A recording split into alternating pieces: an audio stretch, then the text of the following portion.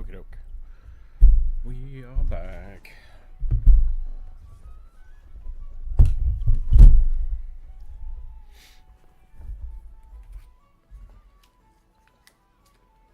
Welcome in, everybody.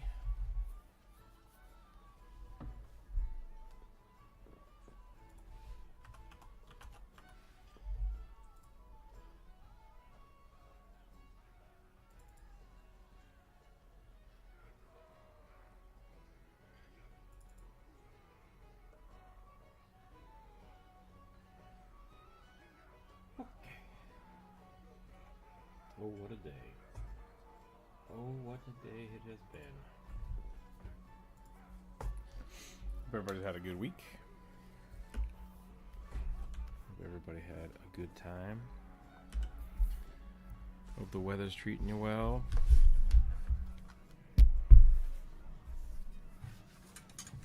It's almost spooky season. I'm excited.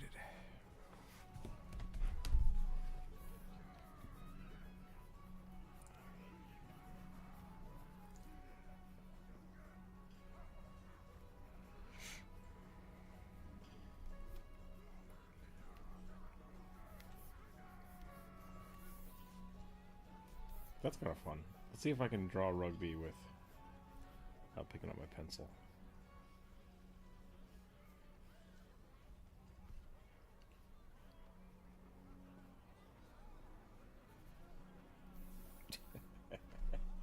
Jordan, welcome in.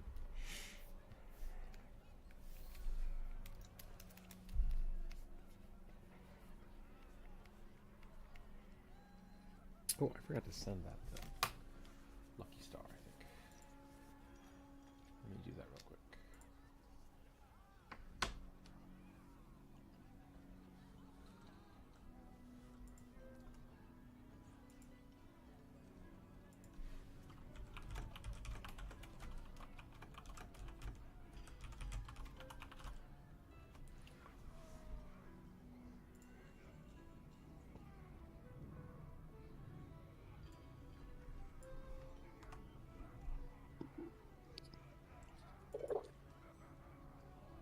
Hello? Hey, welcome in. I want to repeat the question I asked on a short of yours. Okay, Jordan, go for it. Welcome in, Corvus.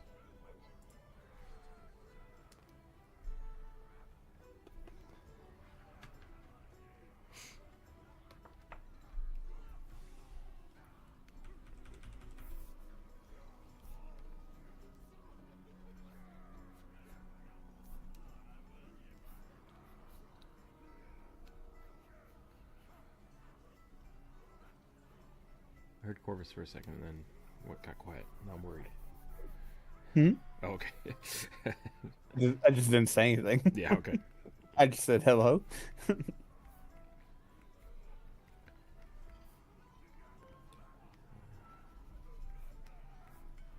That's not a bad rugby. Christopher, welcome in. How's your morning? It's going pretty good. I've been cleaning all day yesterday and today. Cleaning with a toddler is impossible. It's possible.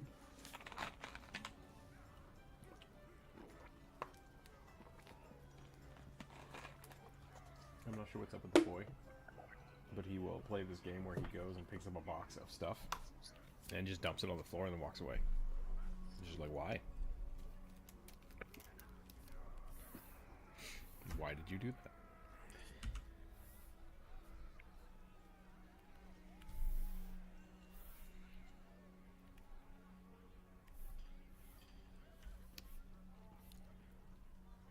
I think we're going to start. We're just going to start. Alright, what did Jordan say here? If a player's avatar is separate from the party, the in-world character can't see them. How does the player operate? You have a secret conversation with them away from the table. I've done it both ways. So, let's say we have our DM, right? Talks to the whole party. And we have our players. If you need to give secret information to this person and everyone is there, there's a few options you can do. You can either send it to them in text, which I've done before in the past, or you can isolate them from the party, like through a different Discord call. I've just said, hey, everybody go take a break, go outside, get a drink, go to the bathroom, whatever. I need to talk to this person. I've gone outside for a brief moment to have conversations with people, and that's fun. Like, you can do that. But if you're doing especially in person games, the question is whether or not the meta narrative matters. Does it really matter if you separate these people? And one issue I've come up with like playing with Lars, because Lars likes to play really weird characters. If I separate him and give him information that is important to the entire party, he might never give it to the rest of the party. So it's really kind of, you have to kind of pick and choose your battles with whether or not this information needs to get to the party, or this is something that's just for that player.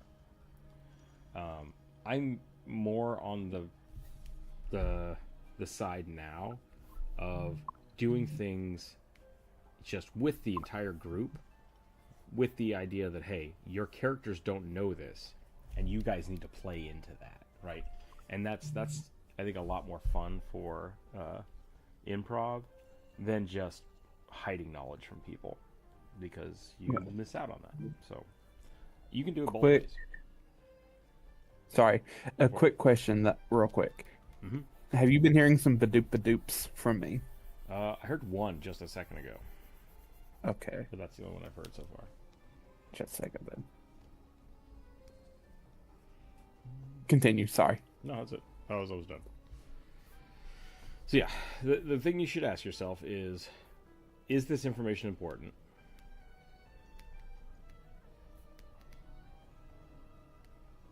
Is the information important? Can my party not be metagamers? Yep. And or will this player share this information to the party if it needs to be shared to the party? Yeah. Is my audio really quiet, or Corvus? My audio is really quiet. Sorry, I turned down my. Yeah, I was gonna say you were kind of quiet. Yep, the boy turned my mic. He pushed all the buttons, and I'm too. I bet that's much better. That's too loud. Actually. Yes. There we go. Okay. Thank you. Yeah. Is the player gonna is the player going to share? Yep. But also maybe don't overwhelm some of your players with walls of text, because they may take a bit to read through it all. Yeah, I think what Corvus is talking about is, like, I've given people journals of like, hey, you picked up this journal and it's got cool information in it, and it's like, a lot of the stuff I do is puzzly anyways, so like I'll only really give you information if it's important for something else. And so for me, part of the puzzle is we have this notebook. You have to figure out what is important within it, right? And so I'll give that puzzle to a player, and if that player's not interested, then all of that information is lost. So really depending on the player and the person and like the interaction that I'm trying to go with, I might give that book to somebody or just read it to the group. It really depends on the party you're playing with. I'm trying to think of other examples of that might make that more clear.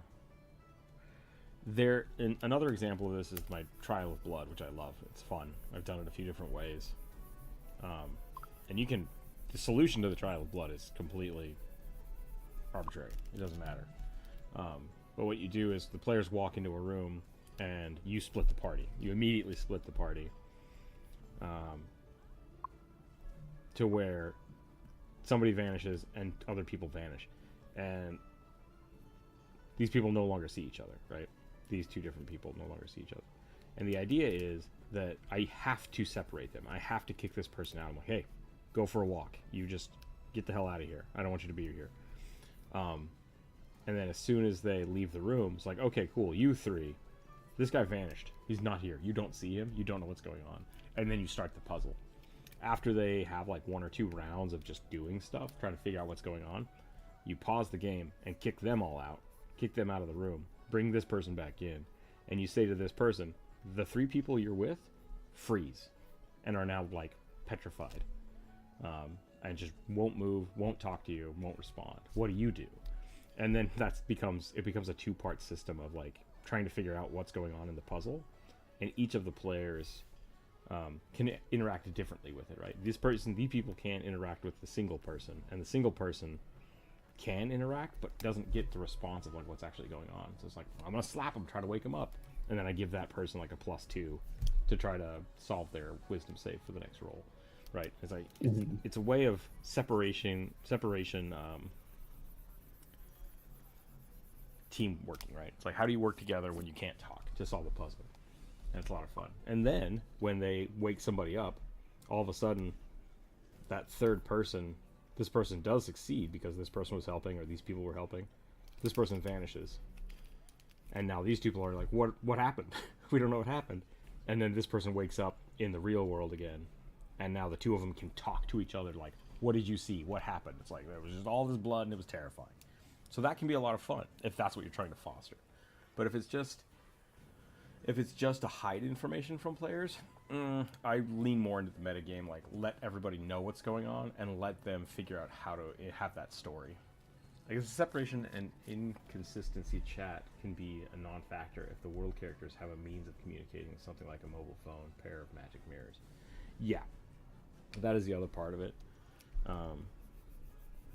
I'm really hesitant to do that, but like the message spell exists, so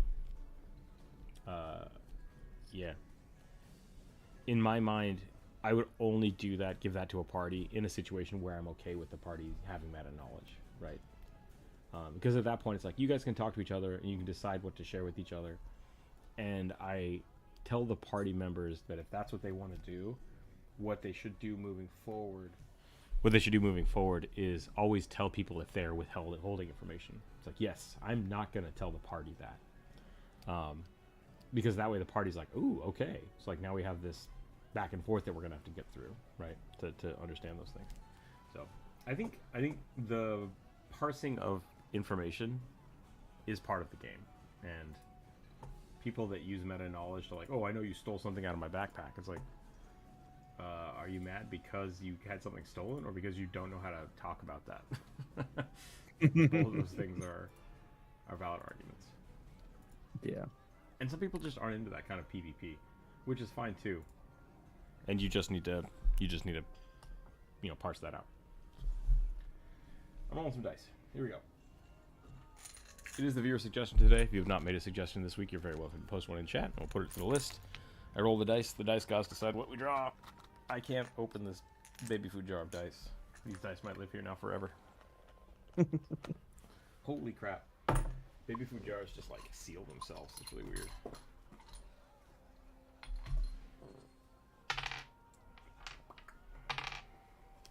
A merfolk pirate captain who is a bard sea dragon disciple.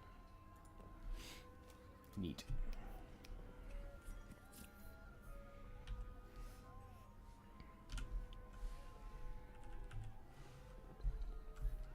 I hope that answered your question and you just ramble.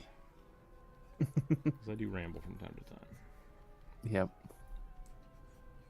We all do.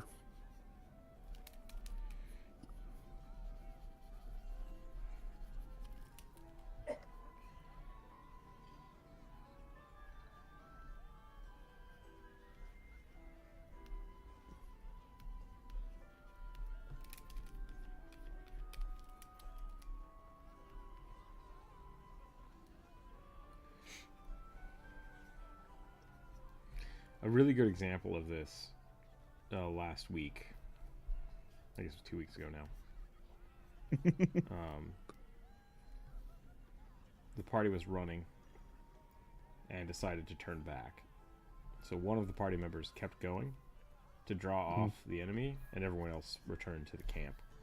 And when they got back to the camp, like, because we're all talking in game, they knew what happened to this person, and so everyone's like, "Oh yeah, cool. Let's just go down for a nap and rest for till tomorrow." But like, I would have loved to have seen the party freak out a little more about this person not coming back, because they just ran off into the wilderness, right? To push back a little bit, we did use the skull to check in. Right. But So the urgency for people, I think, wasn't there because you knew what was going on. Like if I had yes. asked Burning to just leave, right, and then not told you what's happening, then there would have been a little more urgency with like, we need the skulls, get the skulls out, right? Which could have had a different interaction. But it was the end of the day, and it didn't matter. Like I wasn't trying to do anything. But that's what I'm trying to give an example of. Had I separated you guys and not given you that meta knowledge, the overall feel of what was going on would have been a different vibe, right? It would have had a lot more tension to it. Is that Corvus with you? Yeah, Corvus is here today.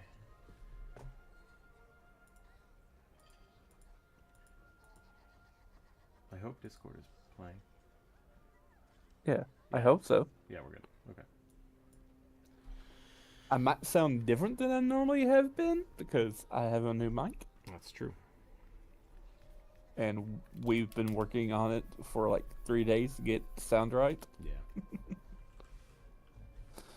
Can we make him look like it belongs on a cover of a romance novel? The guy I'm drawing right now? What would a merfolk on a romance novel look like? I was going to draw as a sexy lady, because that's how I always draw merfolk.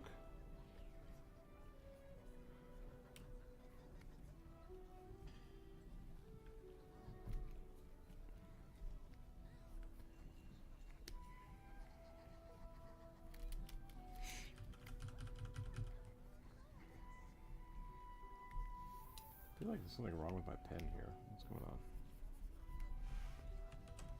It definitely seems different than normal. I did a whole bunch of like face sketches last night, and now my brain just can't think of anything else.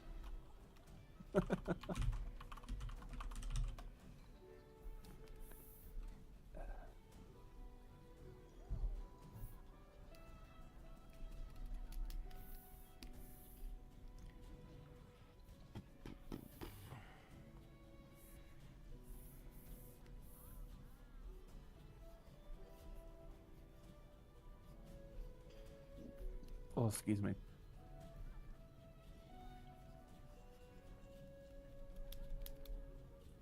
Now I'm curious about muskets. They can only be discharged once per round. Could it be different if the arm is a question? Is it a breech loader or a repeater? Well, muskets are muskets. So I don't think there is a breech loading musket because then it's no longer a musket.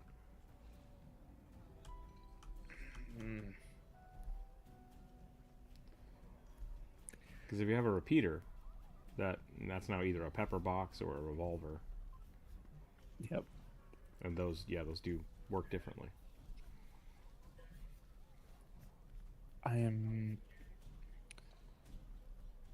There was some wheel lock guns, which I guess at the time would still have been considered muskets.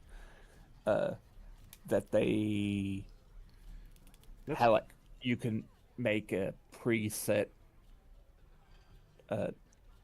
You would have essentially a little canister that you could preload and stick in. Like it would open up a breech and you could stick it in, load it, and fire it. But I would argue that's once again not a musket. I think you're maybe conflating musket and muzzle loader. I might be. Let's look that up. Yep.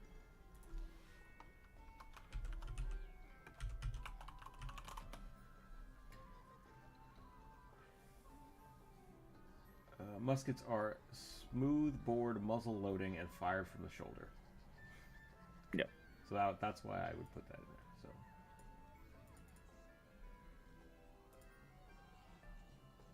If it's not a muzzle loading, then it's no longer a musket.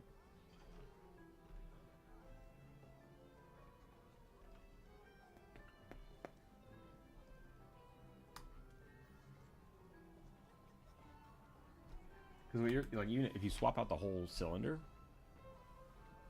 you're saying it was a breech loading. Yeah, that's still that. I think that makes it a more modern rifle than a musket. Or maybe that. What's the difference between a rifle and a musket? One has rifling. Okay, smoothbore. You're right. There you go. So that's not the good term to use.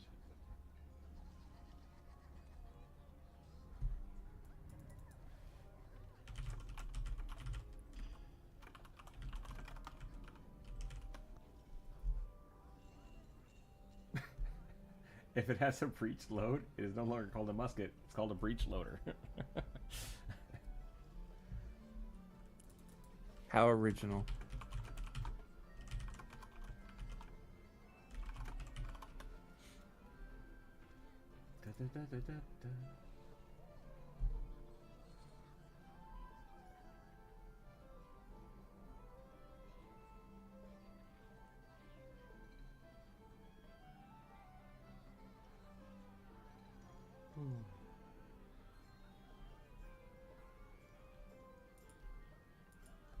So a gun repeats or breech loads. It can be shot multiple times in a round. Depending on the in-game version, yes.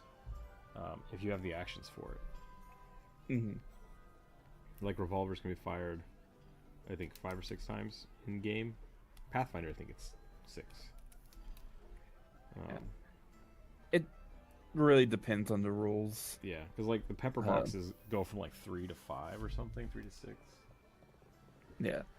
In 2E, they're only 3 to 4, and the one with 4 is like a magic item. Okay.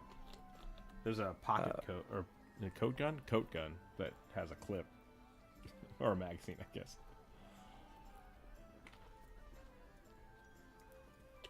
You mean the airsoft gun? Yeah. It's a clip-fed airsoft gun.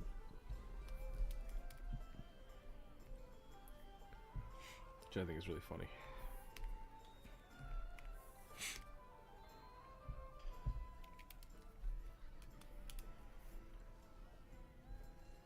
Now, mind you, you have to have multiple attacks in a round. Yep. So, hence why when they made the gunslinger for 5e, the homebrew in Critical Role, they used the fighter. Yeah. Because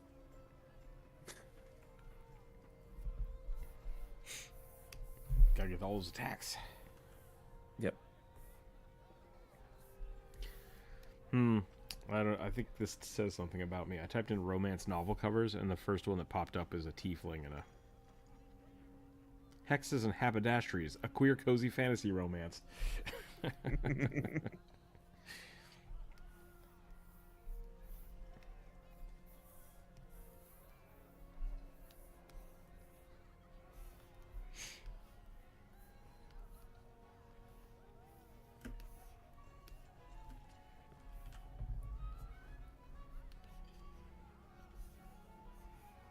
I just think like Fabio. Yeah. He was always on a lot of them.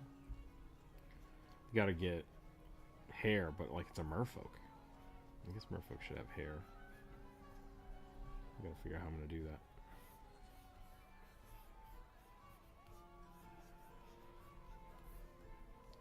Christopher, is this your suggestion?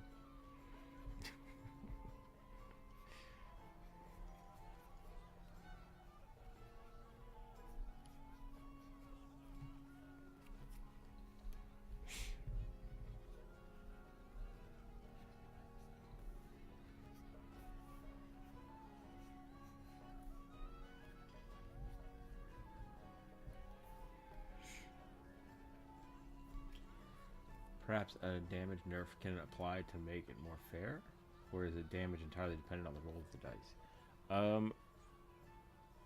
Well, I guess what are you trying to do? Are you just trying to get multiple shots in a round? Because like that's the thing you can do. It's based on your class. Like there's also a repeating crossbow and a couple other weird things.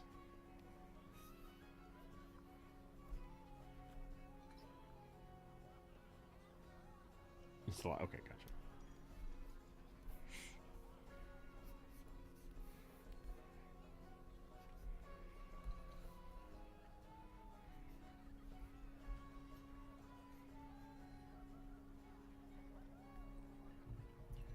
Jordan, I'm only giving pushback because it sounds like you're trying to homebrew something that I think already exists.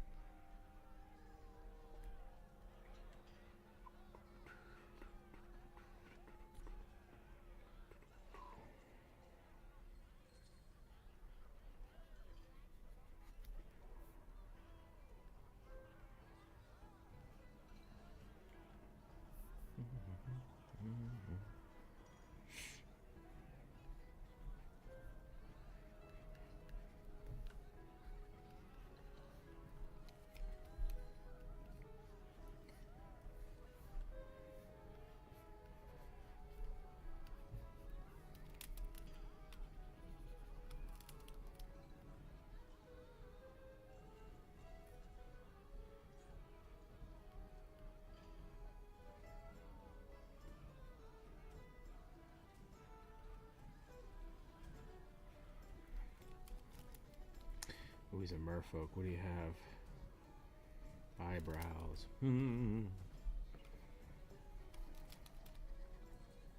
Depends on how Disney you want to get. I like a little bit of fish. I think we're gonna go a lot fish. Just black eyes. Oh, Jordan says they don't play tabletop RPGs, so they were just asking. Ah, okay, gotcha. Yeah, no, all that's in the game. So like that's Yeah. the big. The character class will determine how many times you can attack in a round. So things like the fighters generally have more attacks. I think by level 5 they have 2. By 10 they have 3 or 4. Yep. And they also have action surge. Yep, which allows them to attack multiple times. So normally how it works for a normal person, you would fire your musket, your crossbow, or whatever it is, and then on the next round you have to reload, and then you can fire again. If you are a rogue or a ranger, normally there are feats that allow you to fire and then as a bonus action reload. So then you can, on the next turn, fire again and then bonus action reload. So muskets with characters that have low attack, like multiple attacks, you would have to fire and then say swap out a weapon to fire again, or use that second action to reload. Which is why, like, a lot of times people will have 2 guns, fire, and then reload, something like that. Yeah. But with a revolver, bang bang, shoot twice. Don't have to reload. You shoot twice a round for 3 rounds, and then you have to reload the gun, which takes 1 action again to just reload everything. Yeah. Let me see. So yeah, that is how that works. Or I forgot that feat did this. If you're decide to focus on, like, say, crossbows, though I think the gunner feat maybe do something similar. You ignore the loading property of crossbows, which that you're proficient with, so you can. So you just ignore the reloading and just fire all the time. Yeah. Cool. Okay. Being within 5 feet of a hostile creature doesn't impose disadvantage on your ranged attack rolls, and when you use the attack action and attack with a one-handed crossbow, you can use a bonus action to attack with a hand crossbow. Oh no. If you're using a one-handed weapon in one hand, you can use a bonus action to shoot them with a hand crossbow. Neat. So.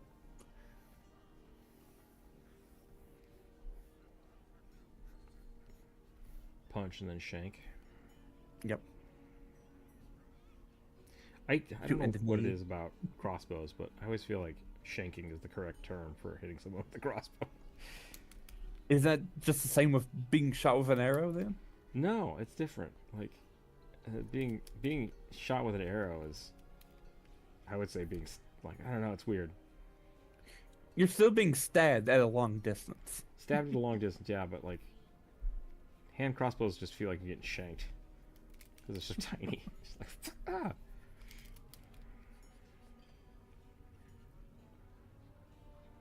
Yeah, in 5e, with Tasha's Cauldron of Everything, they added the gunner feat. which increases your dex score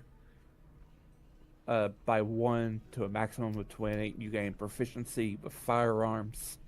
See Dungeon Master's Guide. Uh, you ignore the loading property of firearms. Interesting. So, but again, in 5e, you don't have a lot of. You can't make like multiple attacks around unless you're like a fighter or something like that. So A big argument that people had with the crossbow and 5e specifically is that the action economy is just terrible because you're giving up an entire round to attack once. So you get 2 rounds to attack once at a fairly low damage. So a lot of people just, and I think they did that because in older editions, like everybody had a crossbow. There was no reason for wizards to not have crossbows, and they've basically replaced that with like the cantrip casting and had a lot of different things that made the crossbow like a little less important. But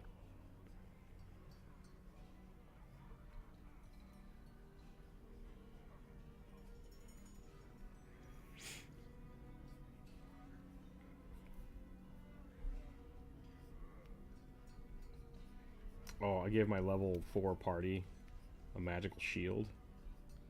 Holy shit, did that change the dynamic of the game.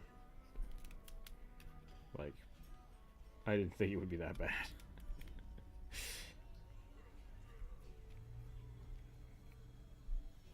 Gotta be careful about that stuff.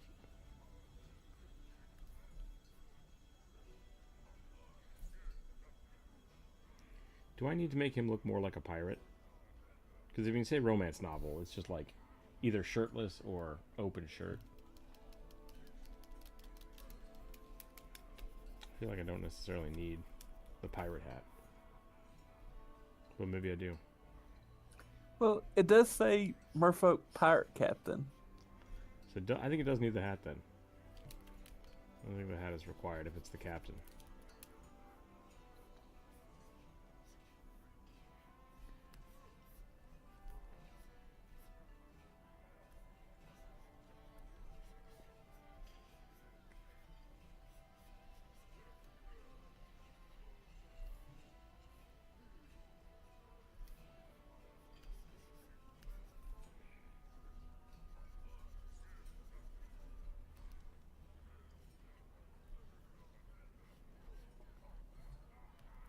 I bought all this stuff to make my chocobo mask. Mm-hmm. And I have a bunch of canvas that I need to dye bright canary yellow. And I'm worried. Dyeing clothes is just scary to me.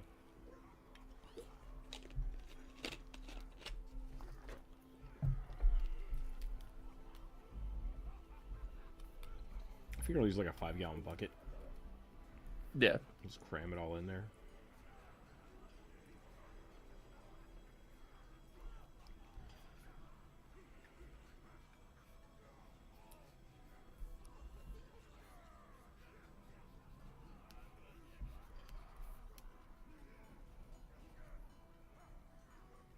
I don't know if I like or dislike the merfolk pirate captain.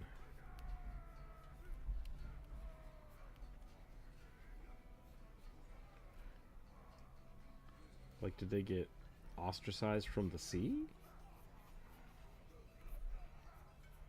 I feel like the merfolk would be opposed to pirates in almost all situations, but maybe not.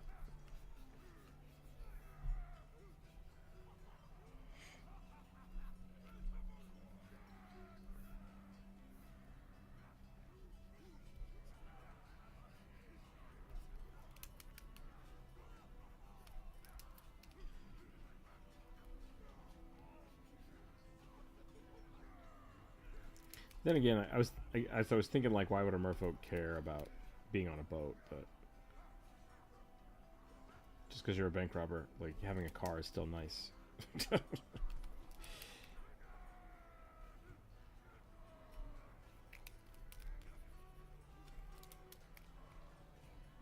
he's rubbing his tummy.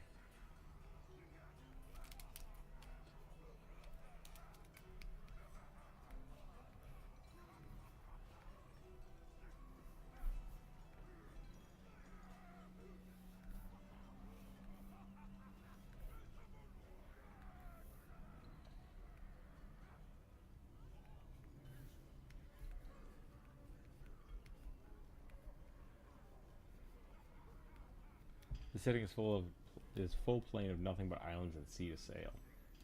Nice.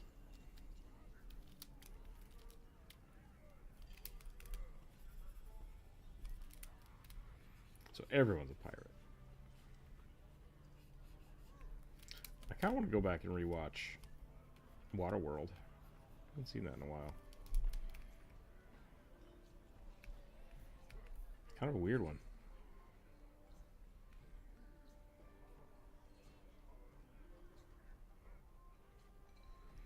I do remember as a child watching it and thinking, oh no, the ice caps are going to melt and we're all going to die. I got to buy a boat.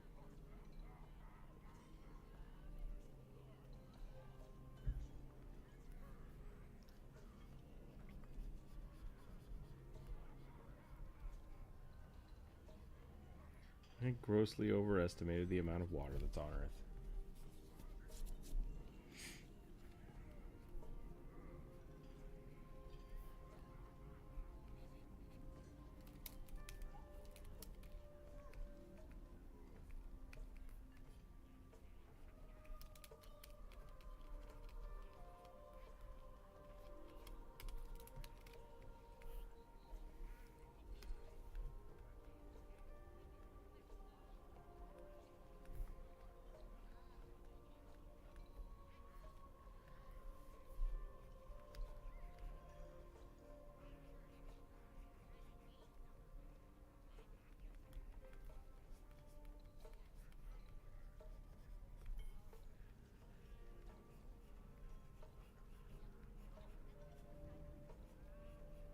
All right, sorry, I'm back.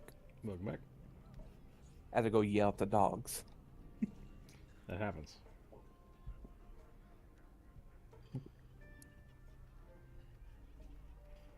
They're barking so much that I couldn't hear myself think. I know what that's like. I almost screamed at the neighbor's dog yesterday. Just sitting in my backyard and this dog next door is on the patio. So it's like, 5-6 feet above my head. Just staring at me, staring over the fence going, wah, wah, wah, wah, wah. It's like, dog, you need to chill out. This is my side of the fence. You do not get to lord your height over me.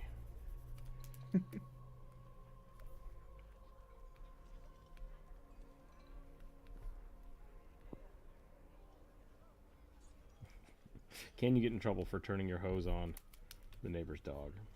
I assume so. Probably.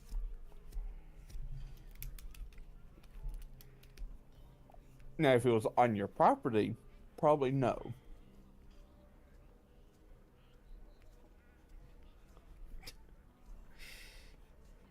Some lady came to my door just randomly. And she's like, is this your dog? And I was like, no. She's like, really? I thought it was your dog. I'm like, nope, not my dog. It's like, I in fact hate dogs. I am not a dog person. But she's like, well, it's just sitting out here, and I'm like, I okay. Like, what do you want me to do about it? It's not my dog. She's like, do you know who it belongs to? I'm like, no, I don't. Like, it could be the neighbor's. It looks kind of like the neighbor's dog. She's like, Call oh, the okay. pound. Yeah, she was just like trying to dump this dog off on me, and I'm like, I'm not doing anything with this dog. And I think, Y'all not have like animal services there? well, we totally do, yeah. That's why I'm like, why is this lady just talking to me? Like, randomly decided to go to my house and bang on the door. And so I'm like, no, I think it's the neighbor's dog. Let's go find out. So I grab the dog's collar and I like lead it over to the neighbor's house. And she's like, oh no, I'm staying with them. I'm like, what? And she's like, yeah, like I'm staying with them for this party, and this dog was just running around, so I thought it was yours. And I'm like, nope. And I gave her the leash back, and I walked back in my house and just closed the door. I was like, what the hell's going on here? What? I wouldn't even bother answering the door. But I'm that kind of person. What was the strangest thing?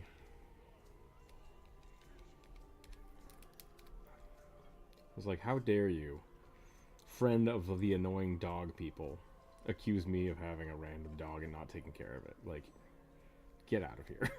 Get the fuck out of here.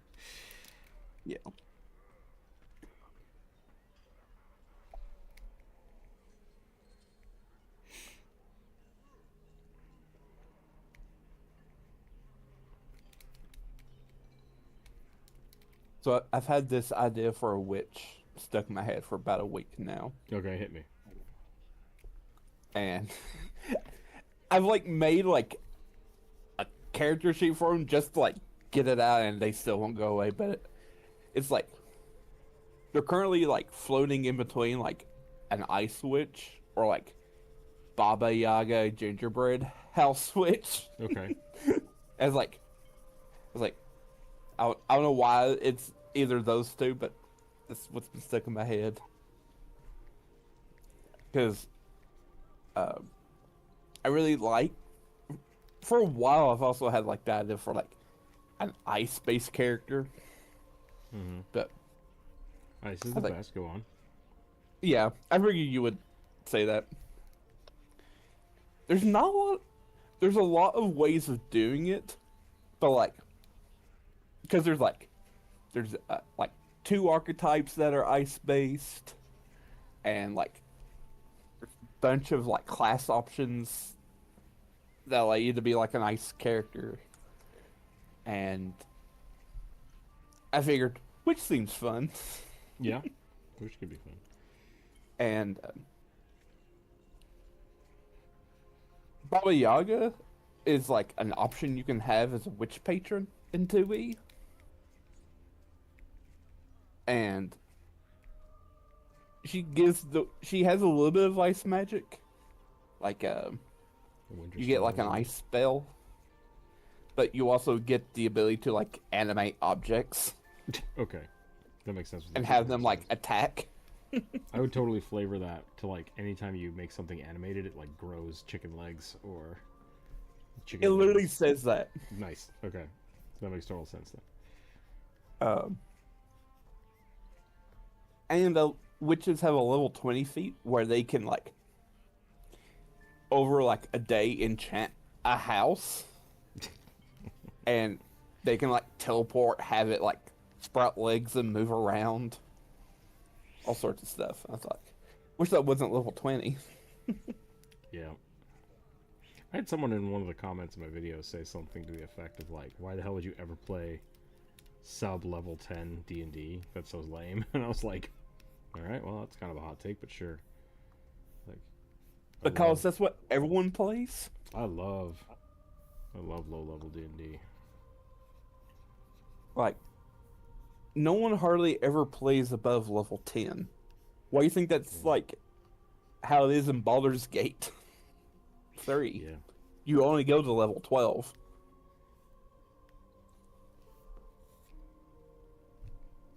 Because anything above that, that breaks the game. The game is bananas, yeah. I cast Time Stop, and then I cast Black Tentacle, and on my next turn I cast Time Stop again, and then I cast Black Tentacle, and then I rest, and I take a full rest because I can do that, and then I summon 1,000 lizards. It's like, okay. Lizard. Lizard. Cap, welcome in.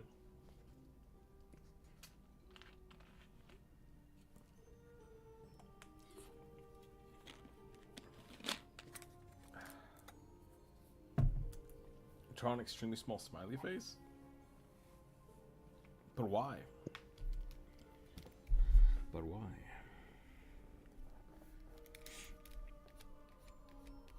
I did say no rules this week, so I guess I'll put it on the list. The dice gods still have to decide it unless you want to pay for the super chat. Super chat tax.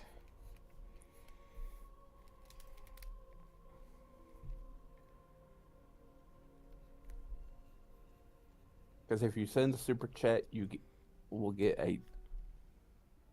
a quick, derpy little sketch. We spit in the face of the gods and draw whatever the hell we want.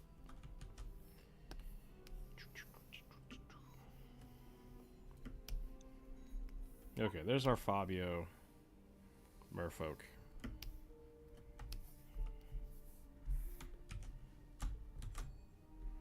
A merfolk captain. He doesn't have a feather. I need to give him a feather. His tail kind of took the place of the plumage.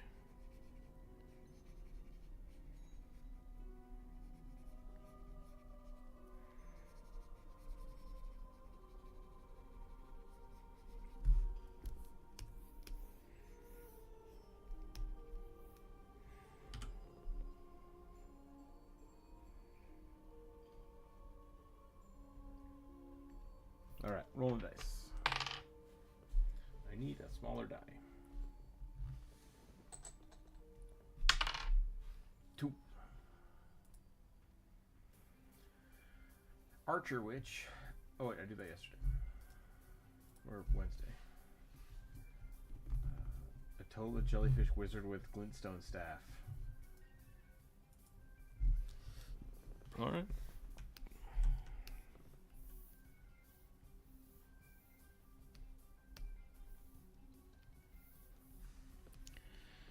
Briefly going back to Baba Yaga. The only reason, Sure. like, if I make the switch, I probably won't go with Baba Yaga is she gives the occult spell list, and there's like one code spell on the entirety of the occult spell list. I was like, nah. I feel like I'm okay with people switching that out for a lot of other spells, but my caveat to it is that it has to remain the same.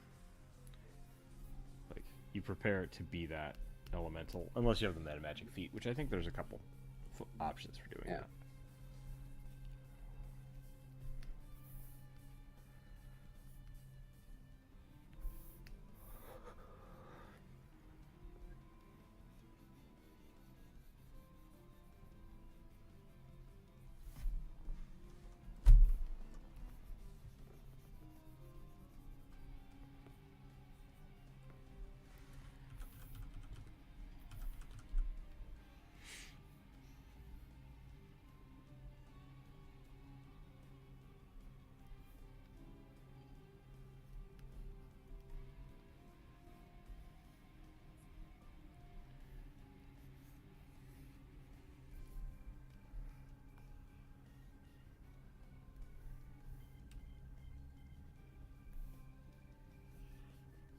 I thought I heard a boy screaming, but now I'm not sure.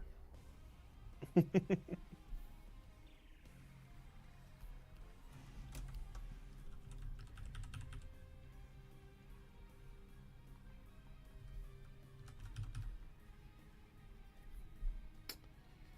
to put in chat that I'm going to be busy this weekend. I keep forgetting to do so.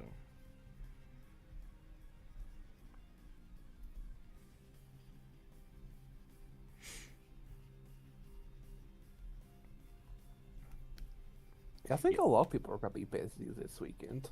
That's good. Okay, I don't feel so bad. Because I know Burning isn't going to be able to be around, and I might be going to a family reunion Sunday, depending on how the family feels. Mm-hmm. Yeah, if you're a witch, just as a last thought on that, I definitely think if you were making an ice witch, then yeah, you just say that. You know, it's like all of my spells do ice damage instead of whatever normally they would do.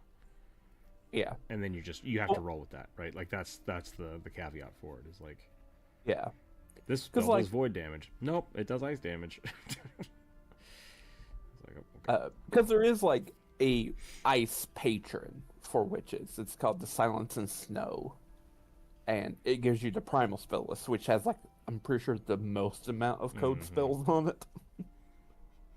Yeah, and that would make sense. But yeah, if you wanted to do something flavored-wise like that, I don't see a problem doing that. That's something I kind of want to make a whole video about this, but I want to talk more about like cheating as a DM.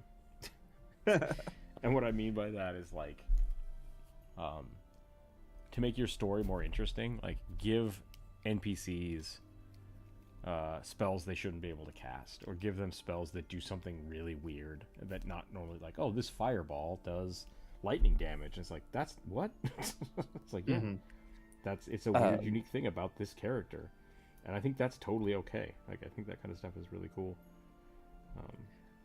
They've actually like published a few variants like that, like where when you were talking about how like, what like all your spells now do code damage, stuff like that. One of the apparitions called the Lurker in Devouring Dark. You could like, there's a variant version of it where you can sub out the sailing lore for like Dark Tapestry lore, which is like aberration stuff. Okay. And any spell that are water or ice have ice traits, deal void damage instead of their normal damage. That's cool. So, but specifically those spells, because there's also like some acid spells on there.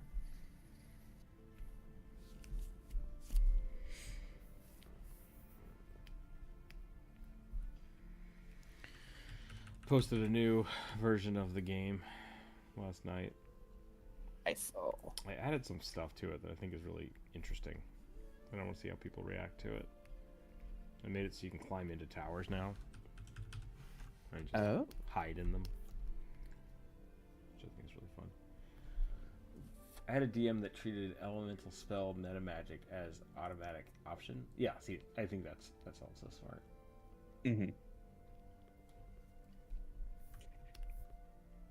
Because with like a few exceptions, I don't think it necessarily is super game breaking. It's not in most situations. The problem comes when you're fighting something that's weak on fire, and someone's like, "Oh, I'm just gonna use fireball, but make it ice." And it's like, yeah, it's like then you have to, if you're gonna do that, you have to spend like the extra spell slot, like the higher level spell slot to meta magic that. I'm okay with that. Yeah. But when it's just someone being like, "Let's just ignore resistances," it's like that's stupid. Yeah. Also, I would allow that if they've made a successful recall knowledge check. Sure. It's like, you don't know this. Because, like, we all made the assumption one time that we fought a cave troll or cavern troll. Mm-hmm. And they don't have the fire weakness. They have a weakness to acid and sonic damage. Because they're like rock. Oh, that's right. I was like, the sonic damage is weird, but yeah, it's basically thunder damage in 5e. Yeah. It had to be declared upon taking the spell, and it was the type forever. That's fun too. I like that. I think so. That's kind of what I was saying for Chorus. Like, when you learn a spell, if you want to learn it with a variant type, great. Like, do it. I think that's really fun.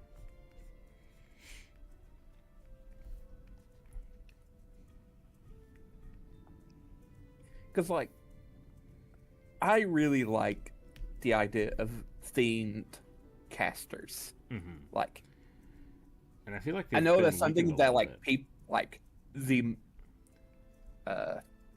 metagamers and min-maxers like absolutely hate because they're like, no, if you're a spellcaster, you have to be a generalist. I was like, I don't want to. I want to like go in on like ice spells or lightning or whatever. It just seems more fun and interesting, and a little bit easier to build character concepts around instead of just being a general caster. And that's generally what I'll do when I build wizards. I'll try to like really, really lean into one thing. But the problem with that is it is not optimal in most cases. Yeah, because you are just like, oh, I can't do anything to this fight. It's like, well, use something else. Like, I didn't bring anything else. It's like, okay. So you have a stick, correct? I mean, I like that. I like being in combat sometimes, being like, well, I'm useless. I need to figure out something else to do. What else can I do to help the party in the situation? Yep. And it's just I struggle to make players do that all the time. It's just, I don't know if it's just because the people we play sometimes it doesn't feel good. Yeah, sometimes it doesn't feel good. I'll gladly admit that. It doesn't feel great when you're like, I can't do anything. Yeah. But again, I also, like, even if I'm building a thematic character, I'm going to at least take a couple cantrips that are maybe not 100% cold damage or whatever thing I'm specializing in, because it makes sense, at least for cantrips, to be able to, like, I'm going to have this because I need something to light a fire. Yep. Or whatever. And I really do think there's a whole part of like positioning and aid that we specifically don't use a lot of. So okay, there we go. He needs a wizard hat. I don't know, maybe if you're doing that and like you're a wizard or whatever, have a shield on you. Yep. Like, this has to be a great shield. I'm gonna take some hits. Yeah, I'm gonna just stack like 'em. get in flanking position, raise shield, and hope you don't get hit, and Yep. help the fighter or rogue out.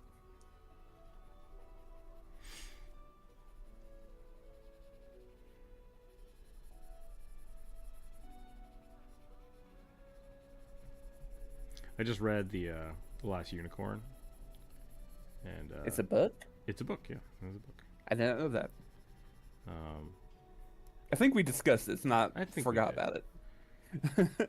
but the book is kind of weird. Like, the story is kind of weird regardless, but Yeah. it's good. And then like the ending is amazing. Like, I think that's the weirdest part about it, is like when everything kind of falls into place. You're like, holy shit! Like, I was not expecting something that deep from the guy that wrote the weird butterfly. So my favorite thing about it is Schmendrick the wizard, who, that is his name. It's really funny. His whole shebang is basically like, hi, I'm completely useless because I'm waiting for my destiny. I was cursed until the time comes where I'm needed.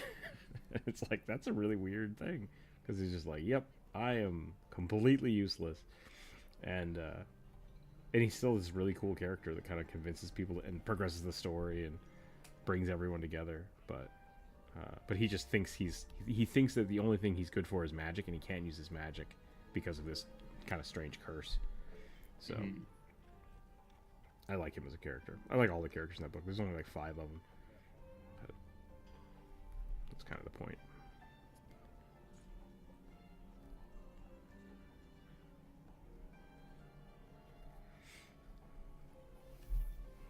Jellyfish Wizard. I feel like I've drawn this before.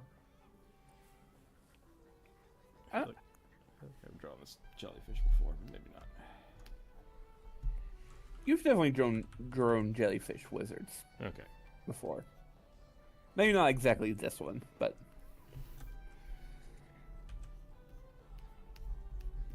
Prepare for damage. A jigglyfish. so apparently they added the Swarm Keeper Ranger to Baldur's Gate. Oh, they did? That's funny. Yeah, and you have like 3 options for your swarm. Squirrels. Sadly, no squirrels, but one of them is a jellyfish that Okay. does electricity damage. There's a moth swarm and a bee swarm as well. I'm drawing a centaur. A big, beefy centaur.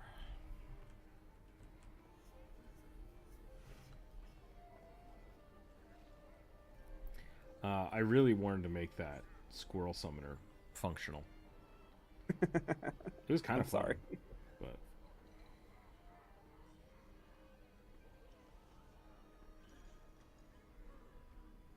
yeah, there's some weird stuff that goes on with the summoning magic in 2E. Yeah. It feels very much like they did not want it to get out of hand like it did in the past. Oh yeah. Not that I know anything about that. I know much. I know much about it. I do. 2E is just so weird with the way it's scaled. Like, a level 4 creature for a level 4 party is a tough thing, because that monster can essentially 2-round kill somebody, like, without critting. Yeah. But the party can 2-round kill it. So it's like, ooh. It's a lot of Yep. rocket tag going on if you go 1-to-1. So when you have a summon that's like 1 level or 2 levels below that creature, it's like that thing's gonna get ripped apart. And it's like, that's kind of the point. Yeah. Summons are. And I really, also like, think part of it has to deal with maybe you're not always meant to be like facing like a creature that's like the same level as you yeah, all the time, because that's basically just constant boss fights. right. That is the thing that I'm looking at with Druid. We do a lot of boss fights. We don't do a lot of like flavorful combats, I would say. Like where it's kind of more about positioning and storytelling in the fight itself and less about the mechanics. Yeah. And I think the summons are really meant to be like summon to do an action, do a thing, and then if you can sustain it for a second round, bonus, right? Like they're not supposed to hang around and fight like they used to, where you just get like early, like at like level 1 or 2. I imagine they're probably great, but like after you're like level 4 and 5, they don't scale super well. Yeah. And so it's just like you're just throwing meat shields in front of people. Go die for me. Go die for me. That's why I like some of the Chatterfang deck on standby for Commander Night. I have 2 Chatterfang decks. I actually don't have Chatterfang as a commander. I have just a regular deck with Chatterfang in it, and then I have the new Bloomborough. I can't remember her name. Squirrel deck. Necro really Squirrels. Oh, there's the boy.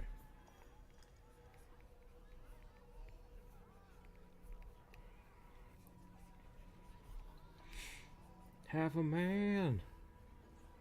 Have a horse. Hi, kid. Did you have a good nap? Come here. Yeah, oh, he's so sad. He might need some milk. I'll be right back. 1 second. All right.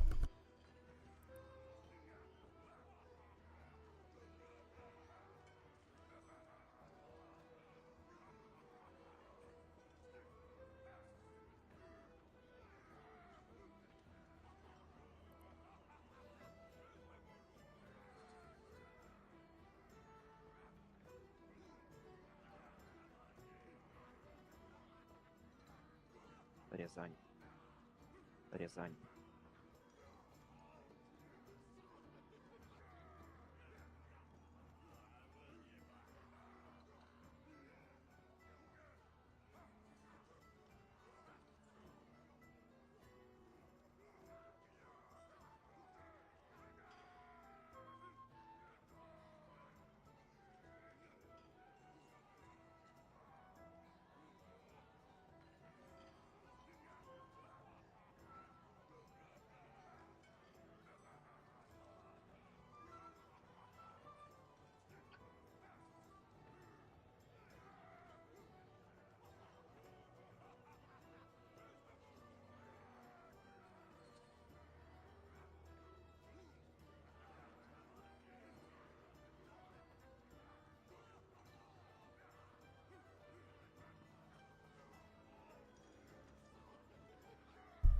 Thinking about it now, I think both of those decks have Chatterfang in it. I'm pretty sure they do.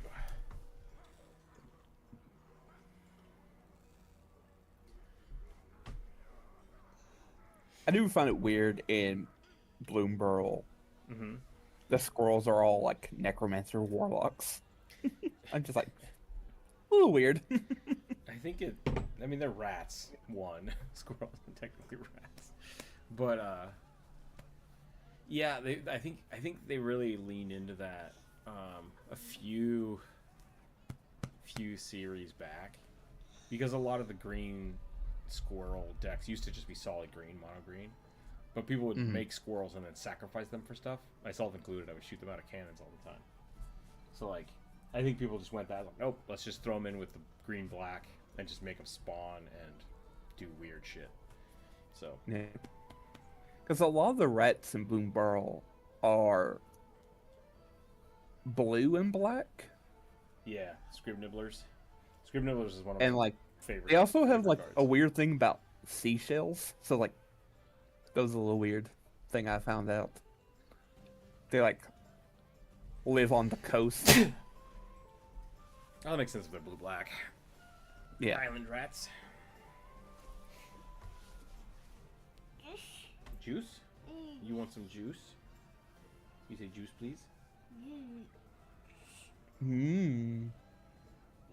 They worship the great whirl. Teeth are so cute. You want some juice? Okay, we'll go get you some juice. You're back.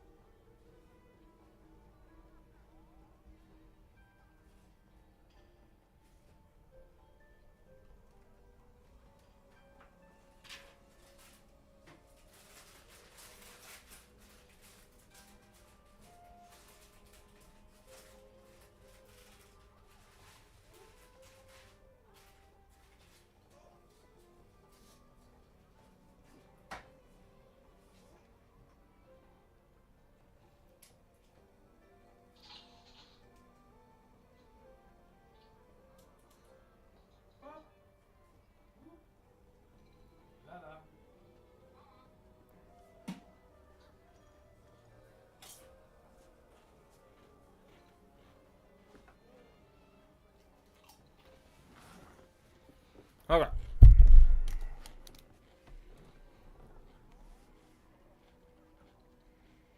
Currently brewing Mrs. Brumbleflower, as she is.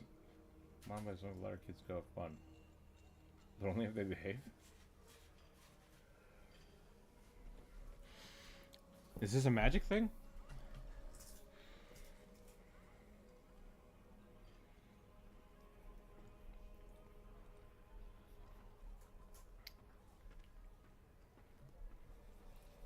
Or is this a tea?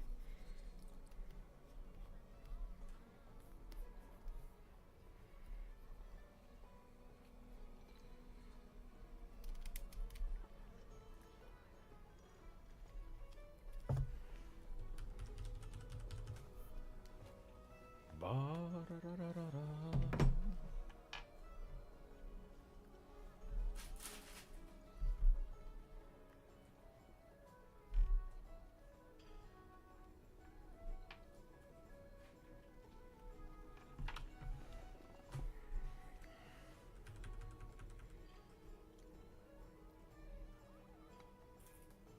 She's the perfect colors to hide a hate bear in a group hug deck. Okay.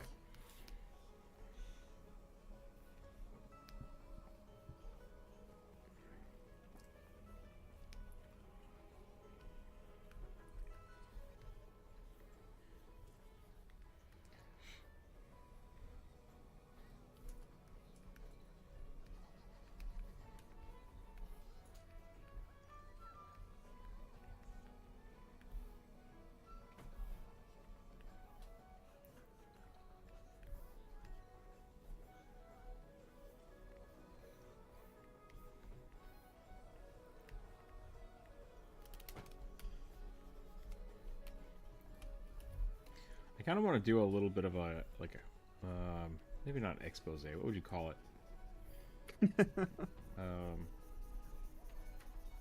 I want to talk about fantasy evolution because like centaurs don't make sense, right? Centaurs exist in a world where they did not evolve to be centaurs. Something made centaurs. Yeah.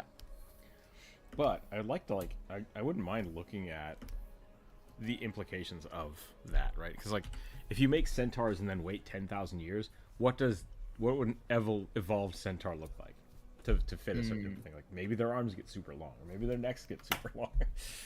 Like how would throwing a centaur into the real world, how would it survive, if at all?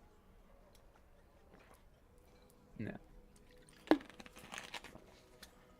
How do centaurs come about in Pathfinder? I don't know. Because they got plenty of centaurs. Yeah, Let's see. they were playable characters, so like they've got to have a god or something. Centaurs are believed to have emerged from the islands of Iblidos, but since it spread throughout Galarian, that doesn't say anything. Elves. Elf fucking. That'd be my guess.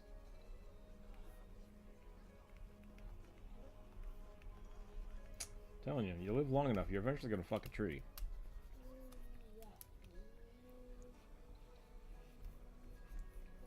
And that's how we get. That's how we get. Oh, I forgot that already. The tiny ones. Leshies? Leshies, there we go. Leshies are just a half-elf ancestry.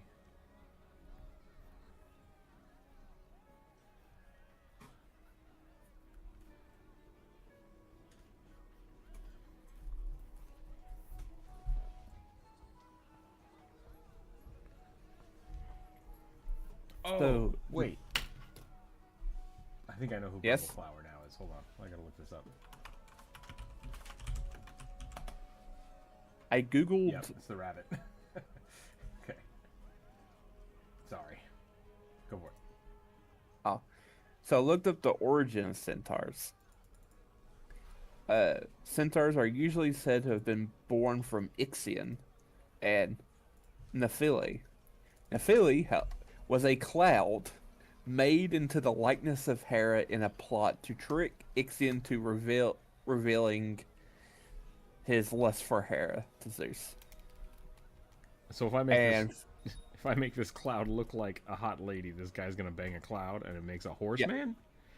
Yes, because this Ixion was just a dude.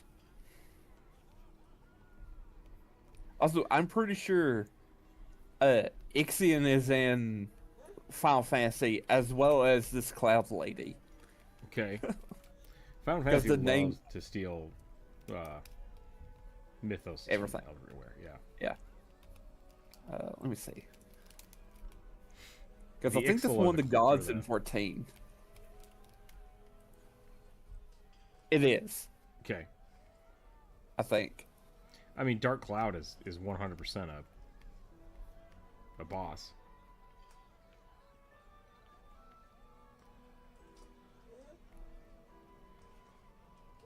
There's a dark moat. Doesn't matter.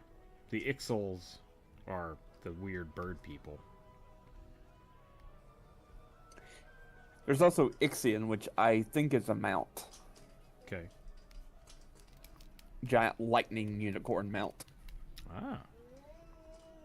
Oh, maybe it's because the thundering horses in the sky? Is this all coming together now? Also, I was wrong. That person was not in it. I was thinking someone else. But are we saying that the sky has horses in it? Is that what I'm hearing? I guess in Centaurs are- or Air spirits? but also so does the ocean. Yeah, that's a little weird.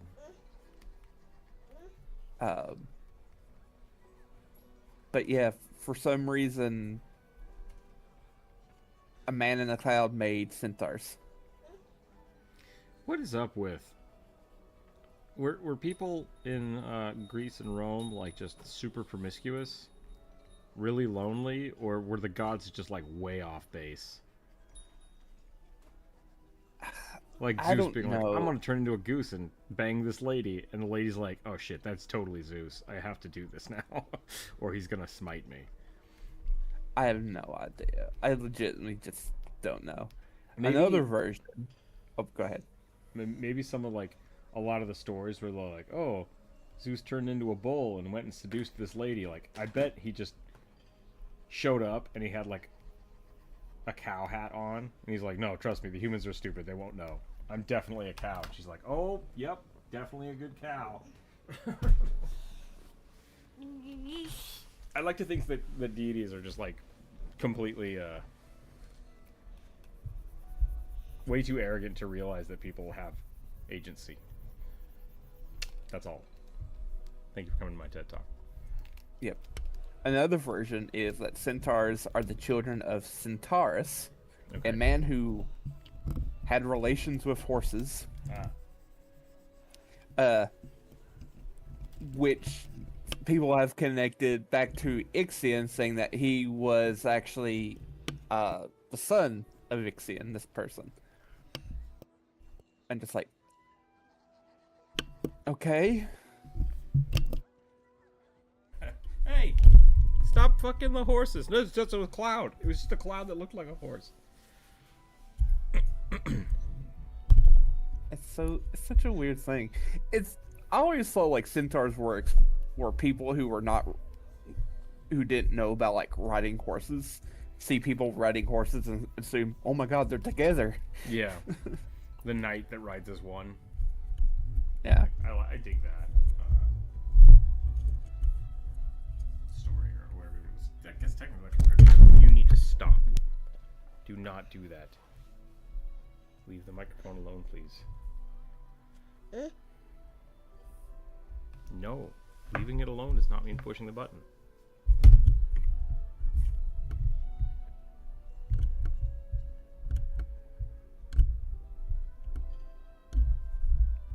Kid, you have a problem. And apparently, Russia also has centaur-like creatures called the Pokon. What do they do? Weird time to enter. Yeah, Nebby, welcome in. We're drawing Yep, centaurs sorry. and talking about where they came from. I think it was elves, but apparently it's just random dudes. Yep. And Pathfinder doesn't give us an option, and I don't know about D&D. He gives us no out to avoid the horse fuckery. I know Matt Mercer for his world came up with an explanation for them. Oh, what did he do? So, they came about during the Calamity, when the Archheart, which is the elf god, fought Grumsh, the one-eyed god, and when they like wounded each other, their blood mixed and like landed on their followers and morphed them into centaurs. Kid, I hate it when you do that. Please stop.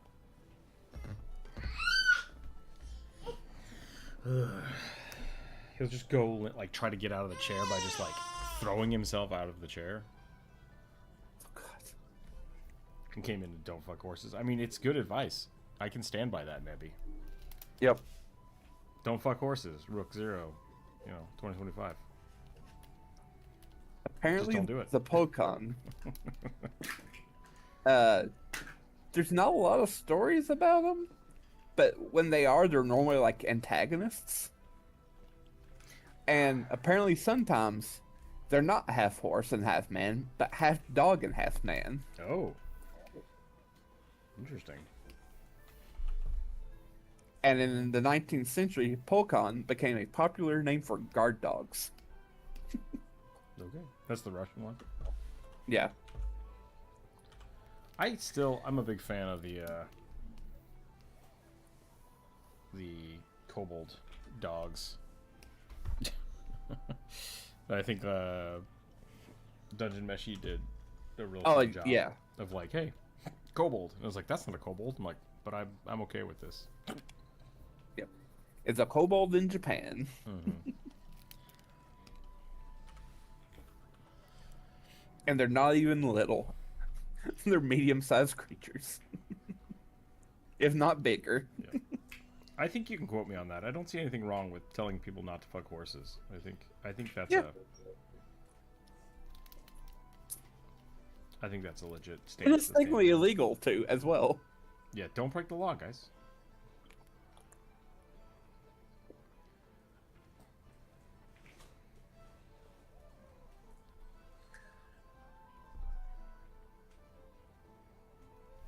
I don't know what I've done here. I'm just gonna start over with the face.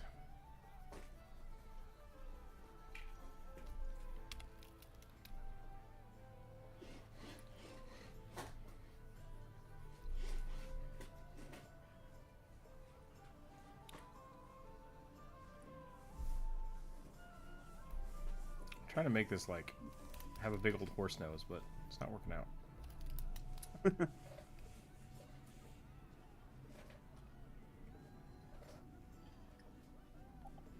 Oh Make him look god. like Vegeta.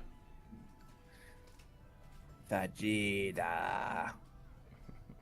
Sorry. Carrot cake.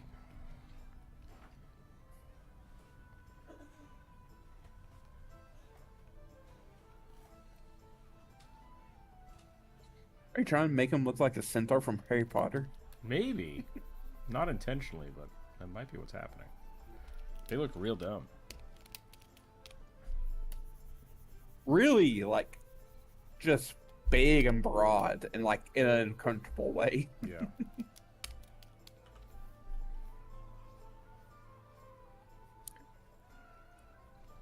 I had thought about playing a centaur for your campaign, but it's like, we're gonna be stuck on the ground. I guarantee it. I think I told you guys that. I don't know if you did at first. At least not in the very beginning. That's why I was so like, because I gave Burning a big Yeah. like, hey, heads up, if you really want to play a Cavalier, be warned, tight spaces. Yeah.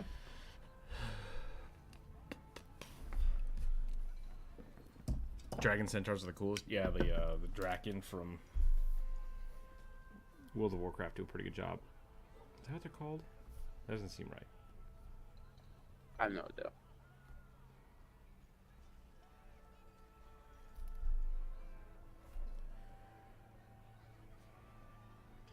The Onyxia spawn.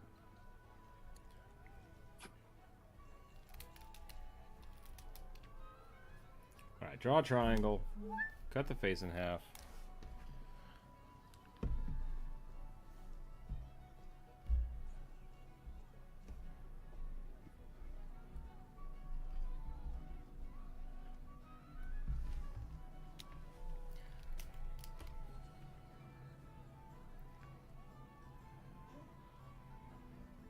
Kid, I like you just looking out the window.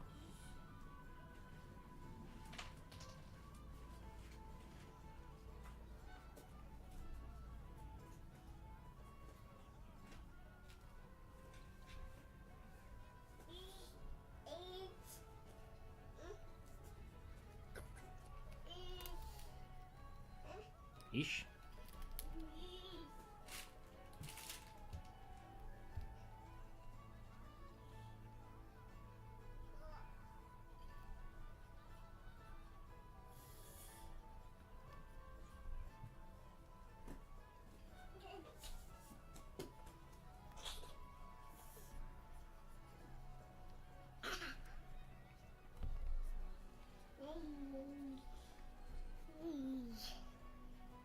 What are you doing?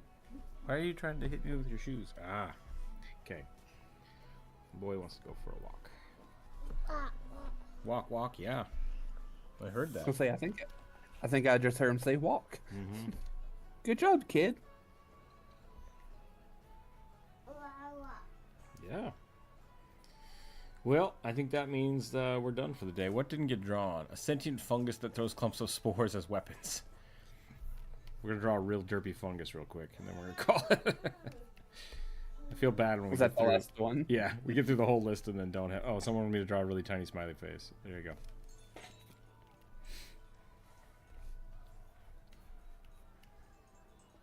Babushka. Did I not get yours, Nebby? What was yours?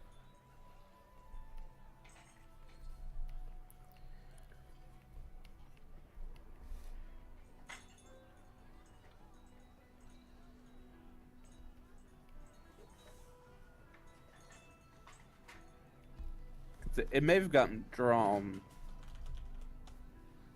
the other day. No, you don't have one? Okay. It is 2 o'clock. We did start a little bit late, but... Alright, kid. You know what? I will break the rules. Because we are so close to being done with this list. I'm gonna mute myself.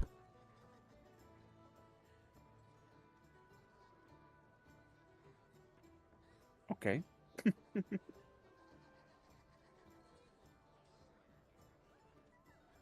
I don't want to get copyright struck. So Oh. I'm gonna turn on the TV for 20 minutes or so. We'll finish up these drawings and then we'll go for a walk. Doo-doo-doo. Do. Autism. Where'd Ho's at?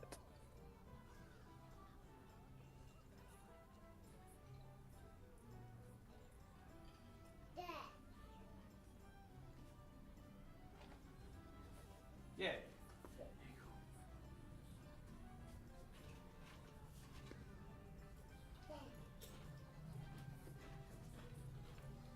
Okay.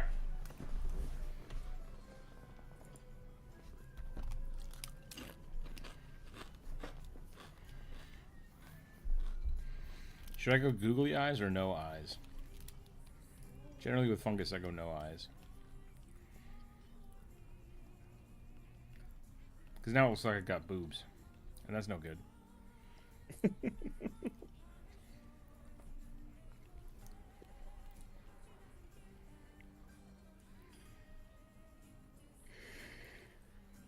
You know what mushrooms shouldn't have? Teeth.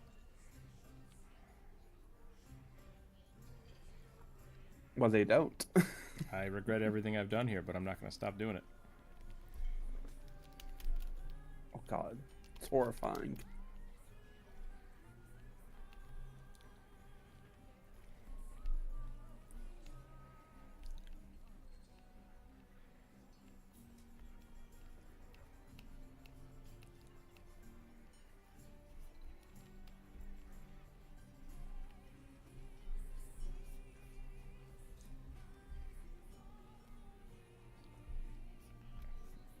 Just give it weird little arms.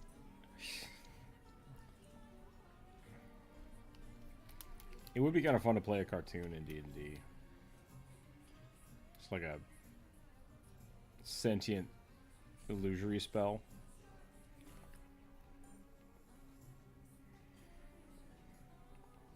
I feel like that's doable. Sure. I mean, it's not. No, it would be no different than playing like a specter or something, you know. Yeah. Just with the idea. Considering, like, in Pathfinder, there is a versatile heritage called Reflection, where you can play a reflection of someone. Oh, I forgot about that. We should look at that as a video.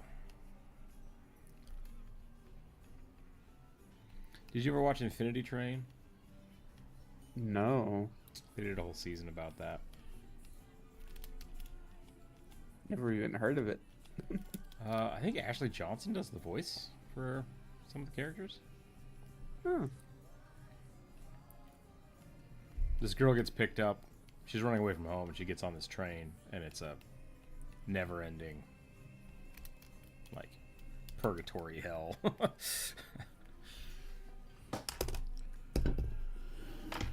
And then each season is a different person or a different event. But it gets a little weird after a while.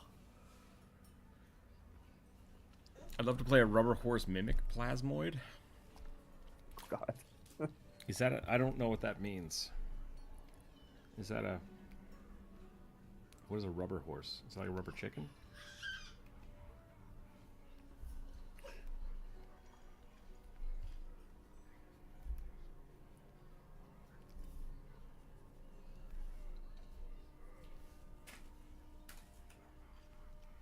His body looked real beefy until I'd made the head bigger, and now he looks really small.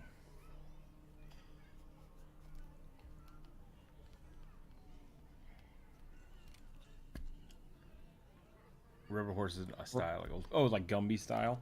Is that what you're talking about? I think I know what you're talking about.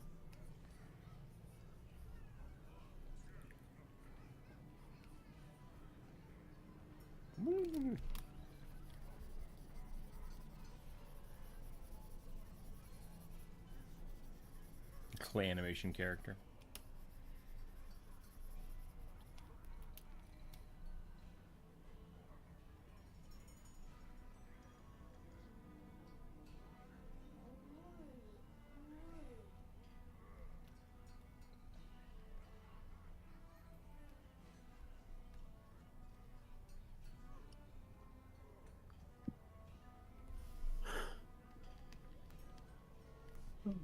Excuse me.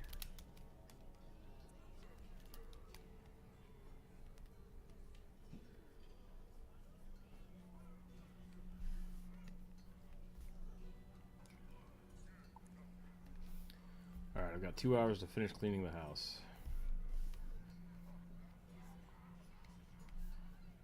You need to take the kid for a walk. And I need to take the kid for a walk.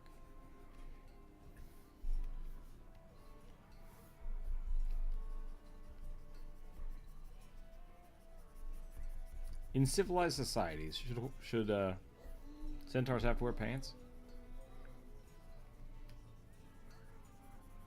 Maybe not so much pants, but maybe one of those like weird horse blanket things. You gotta cover up the rump. Yeah.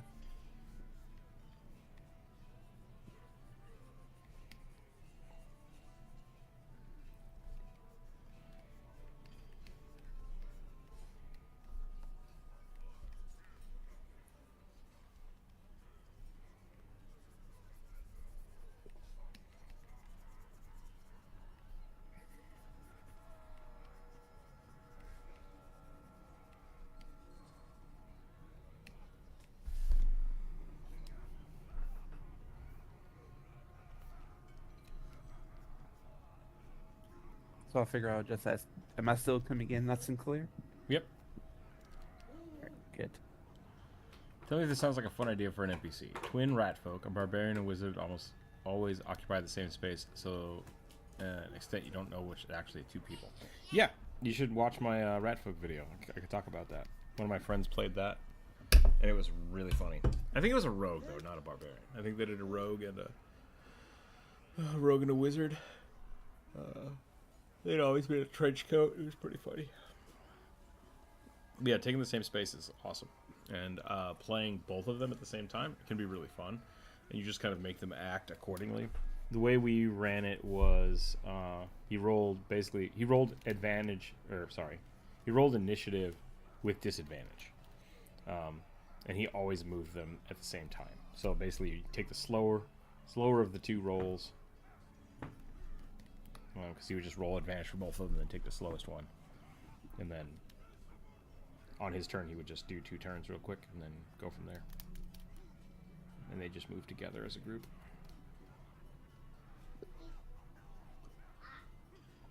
It's really good.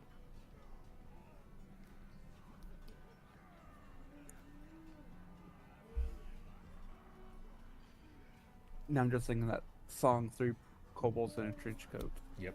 It's a good one.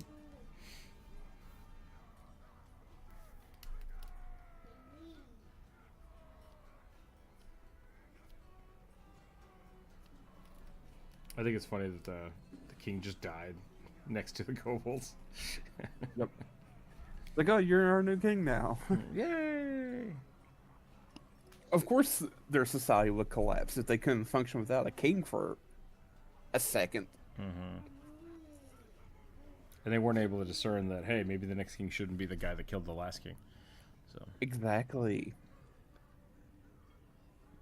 I don't like uncovered centaurs also because fashion. Cover your horsey parts. Yeah, what part do you cover, though?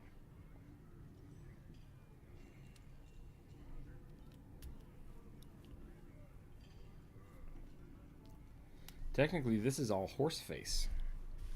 So, like...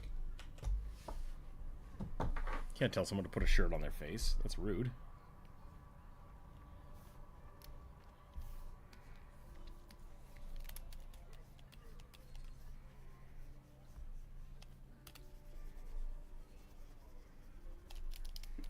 Is it rude for a centaur to just shit on the road? These are the things we need to figure out. Maybe like in the city, yeah, or town. But on the road, horses do it all the time. Did you watch that Saturday Night Live skit I posted? No. Oh, I gotta find it again.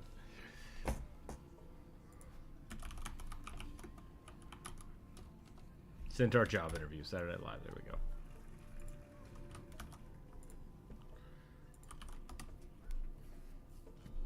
Oh, okay. Okay, yeah, no. I'll watch it in a little bit. Yep. All right.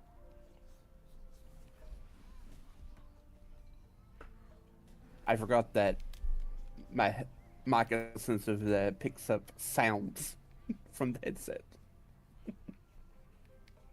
No, I don't think it is. I think it's doing right. Can you hear this? Nope. Oh.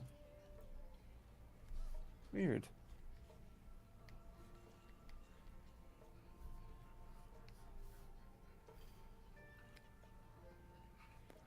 I don't know if horses control that. If centaurs could, it would be dependent on that.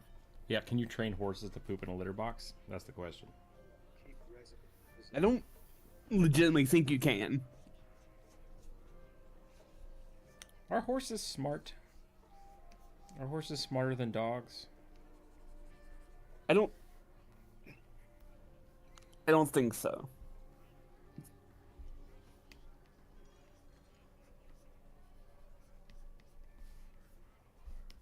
This might sound.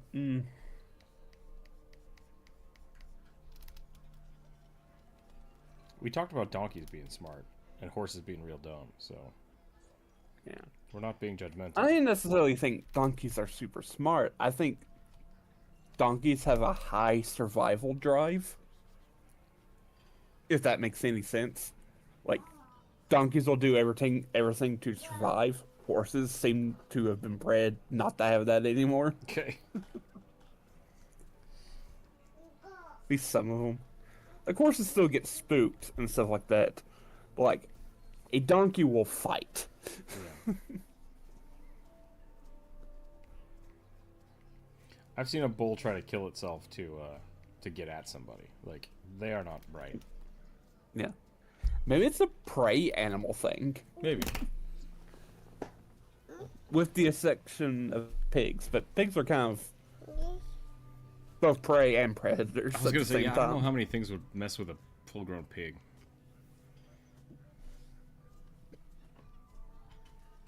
Outside like a tiger or a lion.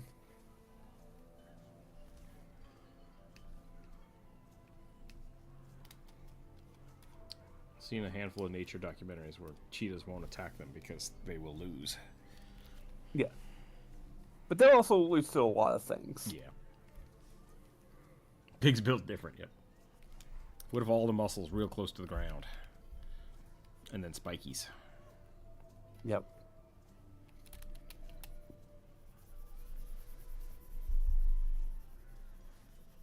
Pigs will just bite your fingers off. They Yeah. don't care. They don't care. What are you doing, Pigs kid? don't care.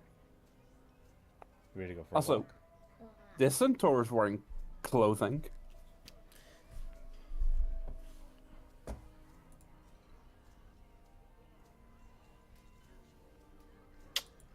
I'm telling you.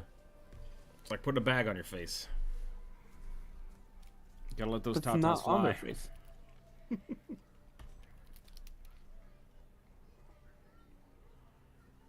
Now I want to just make that argument in a game, just because. Walk around tits out as a centaur. Like, excuse me. It's like, well, you put a bag on your face, piece of shit. Just be as vulgar as possible.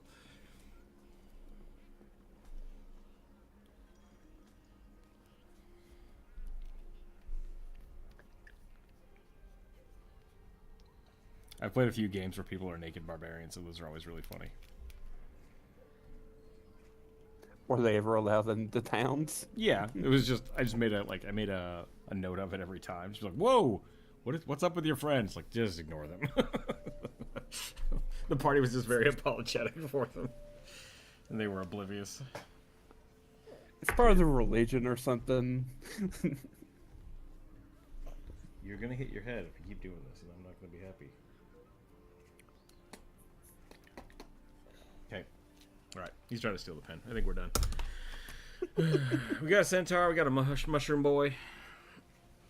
We got a mushroom. Sorry. We got a whole bunch of stuff. That's all I got. We'll be back next week. Oh, I did not realize how zoomed in. Let's hold on a sec. I'm so sorry. How's that look? Yeah, I got tons of space here. Hold on a second. Hand. There we go. Yeah. Okay, that's it. That's all we're doing. We'll be back next week. I'll post I actually don't know how long my sister's staying, so hopefully we'll be doing a Wednesday stream. I think we will be. Post another community post on Monday so people can put their suggestions down. I do have a new copy of the game that still doesn't have any sound and the animations I'm still working on, so like it's still very rudimentary, but if people want to try it out and give me feedback on like the mechanics and whether or not things feel powerful or feel weak, let me know, because I'm still fiddling with numbers and stuff. So if you want to play that, the Patreon members already have access to it in the Discord, or you can just message me on Discord and I'll send you a zip file of it. So that's all I got. Stay happy, stay healthy, keep your dice on the table. Corvus, thanks for hanging out today. We'll see everybody next weekend. Have a wonderful, wonderful weekend. Bye, everyone. Bye.